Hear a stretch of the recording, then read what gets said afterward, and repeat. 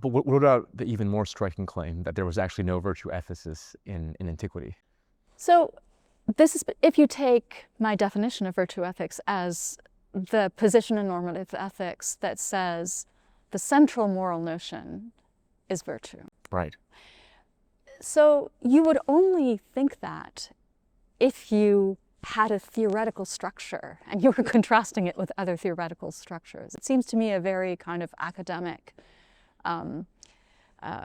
project to say, this is the fundamental notion, no, that's the fundamental notion. Why should there be one fundamental notion? That's a claim about moral theory, and I don't think that the ancients had that claim about moral theory, that you have one notion, the notion of virtue, and everything else is to be understood in terms of that notion.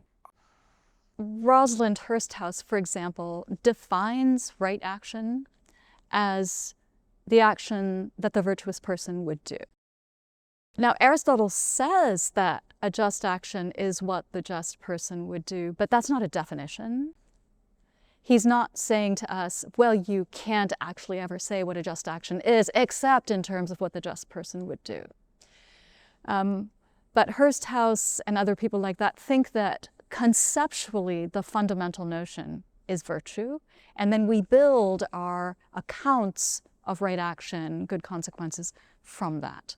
And I think that's very different from just thinking that virtue is very important, which is what the ancients think. So this is really a difference in theory, not a difference in how important we think virtue is. So I think the ancients think virtue is very, very important, and modern virtue ethicists think virtue is very, very important. They agree on that. It's just theoretically, what are the claims about the centrality or fundamentality of virtue?